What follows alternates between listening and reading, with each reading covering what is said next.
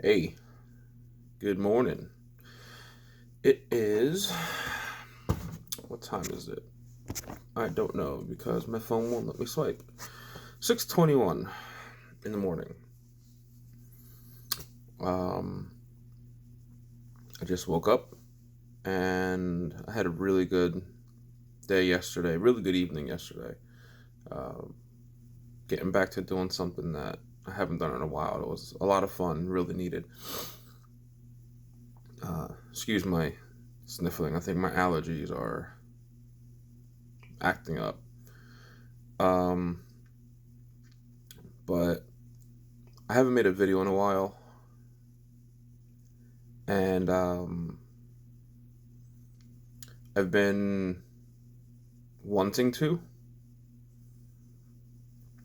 but I haven't. Um, I haven't because I'm ashamed. I feel like I let myself down. I feel like I let my wife down, and I feel like I let my friends that have been checking on me down. Um, and it's been a lot to carry. Um, I started these videos so that I could document how I've been feeling during my weight loss journey. Um, and the first few weeks were awesome. I was motivated. I was really kicking ass, and I was just doing really well. I was losing weight. I was counting my calories.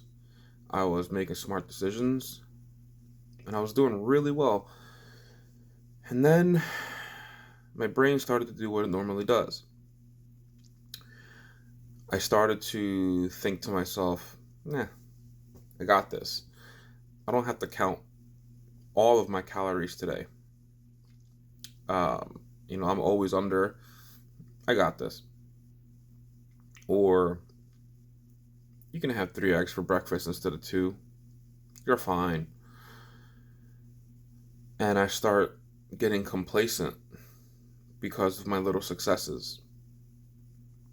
I started this when I was over 300 pounds. I really, really regret not weighing myself to start. Um, but at one point, months ago, I was almost 309, like 308 point something. I don't remember what it was. And I don't know what I was when I started this journey. I know I was over 300. Um, but when I weighed myself recently, I was 292.8. And that's a big deal for me.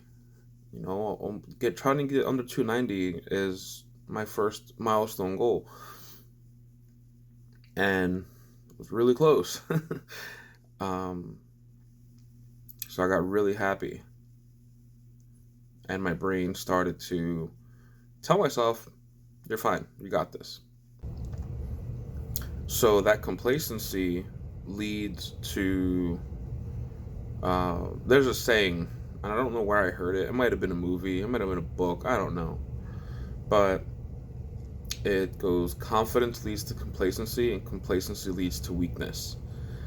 And that's what I struggle with to the T. I get confident in myself and in my successes and in my ability to do this, and I get complacent with because of that confidence. I get complacent with what I'm supposed to do, and I'm not as diligent about counting my calories. I'm not as diligent about making every single choice be a good choice. I get tired of, like I said in one of my previous videos, I get really tired of making good choices. Sometimes I just want a cheesesteak, or sometimes I just want Chinese food, or whatever it may be. Um, so I get complacent. I stop trying as hard, and then I wind up just that snowballs. That snowballs into a really, really ugly, yellow, dirty, nasty snowball. Um, it sucks. It sucks. It's a spiral, and I've had numerous conversations with different people about how I realized that I was on the spiral. And that's a really, really crappy feeling. That's a really crappy feeling to see this happening, to understand that it's happening, and to feel powerless to fix it. I think that my wife hit the nail on the head. Ooh, move my desk. Um, a few weeks ago, and she mentioned that my behavior is that of an addict. And I never thought about that before. I've had to deal with numerous addicts in my life, and I know what that is like on the other side. I know the disappointment that they can bring. I know the shame that they feel. Um, and I know that, you know, some addicts that I've spoken to have said that they feel powerless to do anything about it. And some addicts feel that this is who they are, this is what they want to do, and if you don't like it, oh well. And it's really, I'm in the middle of an aha moment right now, because what I'm describing that I've experienced with those people is what I go through mentally. Even when I was talking to my wife about it a couple weeks ago, it didn't click, because I didn't hear the words coming out of my own mouth about the behaviors that I've experienced from other addicts that affected me negatively. So it's a little sobering. I've heard it before that maybe I'm addicted to food. I didn't want to go down that path, because some of the addicts that I've dealt with have felt that there was nothing that they could do, and as in the moment when I was experiencing that, I felt like it was an excuse, and it wasn't fair to me and to the people around me that were being affected.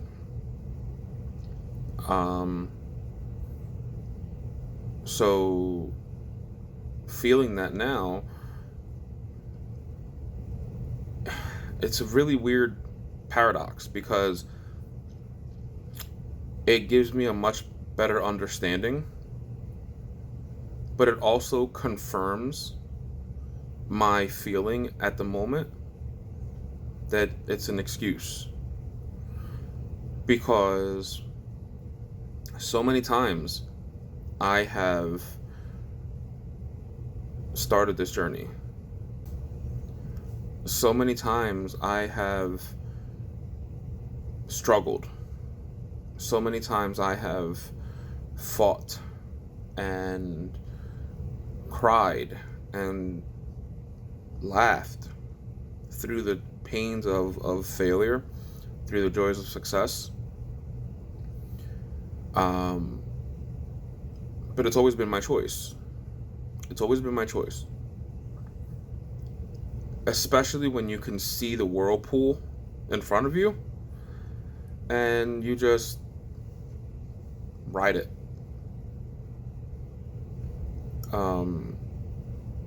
It's really weird. It's a really weird feeling to see a negative spiral in front of you, and a part of you mentally just doesn't want to fight. This sounds really like dark and I get that. And some would argue this is only about food. But for me, it's more than that. It's about my life. It's about my survival. It's about being there for my family and my kids. Um, you know, a lot of men in my family have had issues with high cholesterol and high blood pressure. I've had people in my family have heart attacks.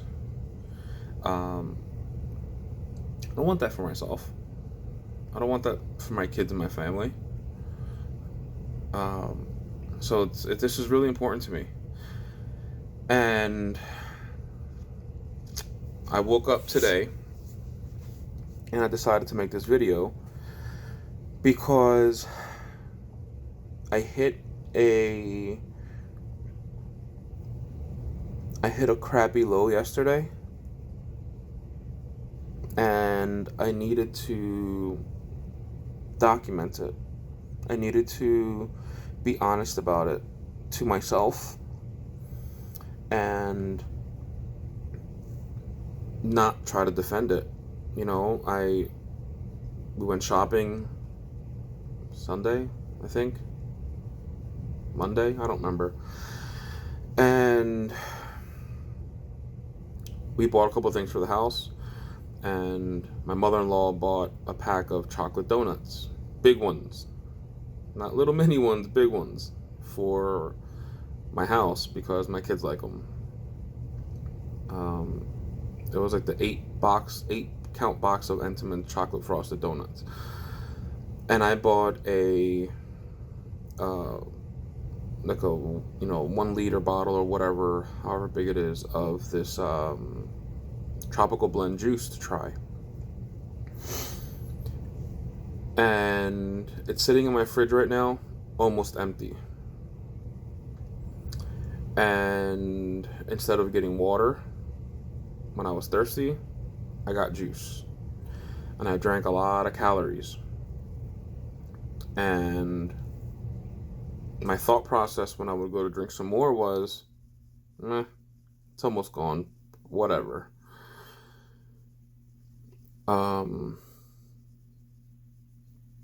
I had a chocolate donut before dinner, and I walked into my kitchen, past the box of donuts, and I grabbed one, and I ate it. And on my way back out of the kitchen, a few minutes later, I grabbed another one and kind of quick hustled downstairs because I didn't want anybody to know that I was having them at all, let alone a second one. I was ashamed, and I was hiding my choices. And I knew that I was ashamed, and I did it anyway. And I ate it, and I felt like crap afterwards. Not because I just had almost 600 calories and 2 donuts, but because I hid it. I hid it from my wife. I hid it from my kids because I expect more of them. I expect more from my kids. I don't let my kids eat snacks all crazy. I tell my kids to make better choices. I tell my kids to be mindful of what they do because they don't want to turn out like me. I'm constantly checking on my wife to make sure she's okay with what she's eating and how she's doing. And then I hid in a corner by myself to shove a donut down my throat. And it was a very, very low point for me. That's the kind of behavior that makes me feel really bad about myself and reinforces that downward spiral that I'm on. It reinforces that feeling of, you suck, you can't do this, you deserve to feel this way. And it was really, really crappy.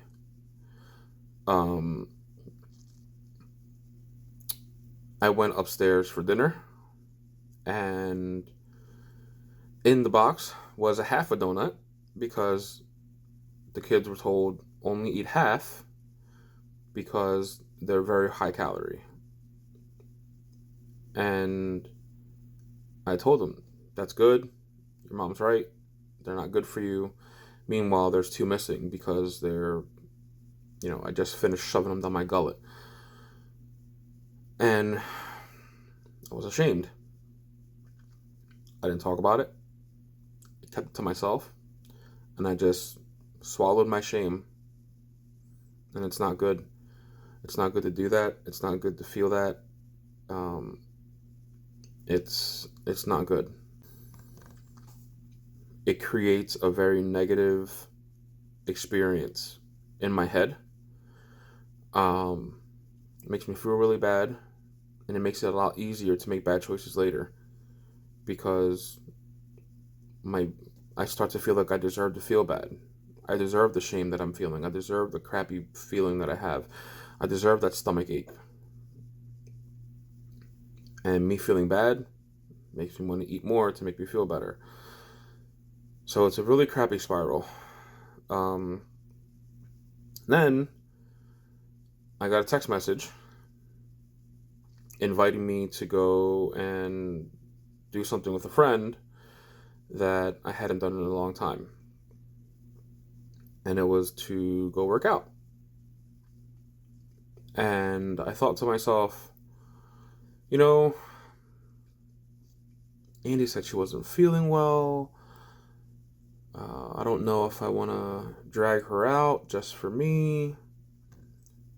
And they mentioned that tonight was the only night they could do it. Last night was the only night that they could do it. So I talked to my wife about it again. And she said, it's up to you. If it's the only night you can go, it's up to you. I'll suck it up and deal with it. And my first reaction was, I'm not dragging her out. For me, I'm not doing that. I always put myself last. And I don't care about myself as much as I should. So my first thought was, I'm not going to go. I'm not going to drag her out.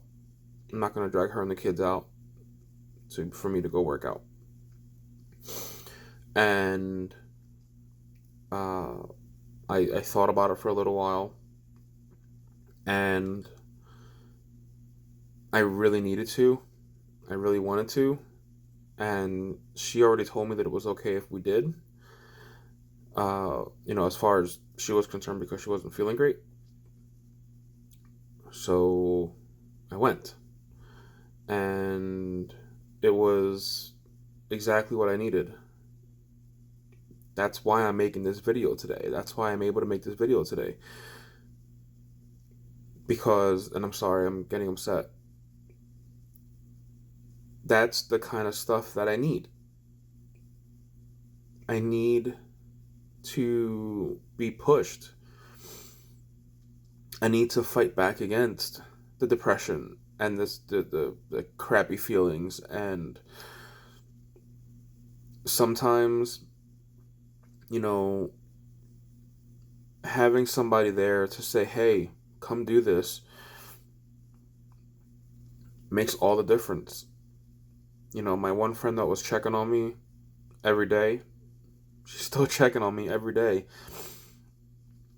There are some days that I swipe her notification away because I don't want to deal with having to tell her that I'm failing.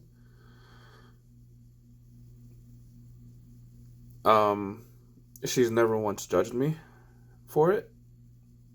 She tells me, you got this, you can do this. She's always super supportive, but I don't want to have to own it for myself. It's really hard. But going out to work out with my friend was exactly what I needed.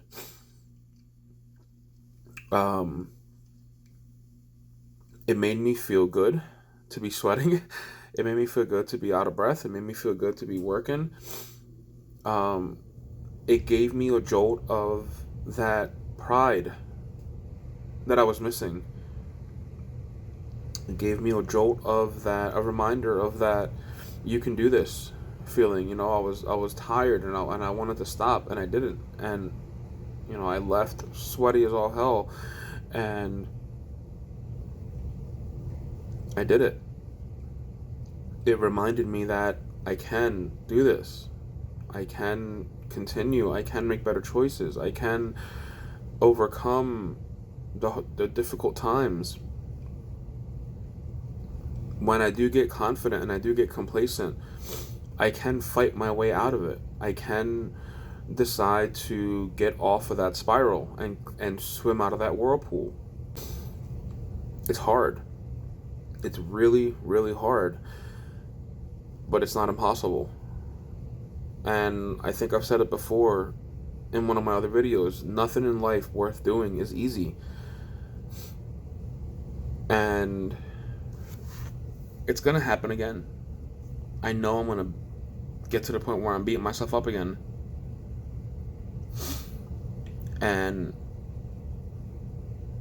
when that happens, I need to be able to look back and say, you got this. It's hard, but you got this. My friends, my family, they're always checking on me. They're always looking out for me and always asking me how I'm doing. And I love you all for that. I love you all for that. It's hard to fail. It's hard to feel like you deserve to fail. So having that support system is critical. And I love you guys for it.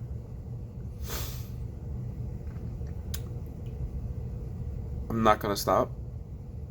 I'm not going to give up. And I weighed myself yesterday and I was 294.6 or something.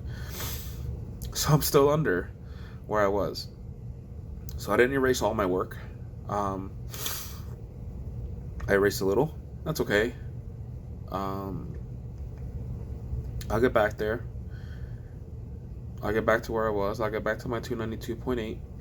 And then I'll get to 290, and I'll get to 288, and I'll throw a party when I get to 280, and I'll get there.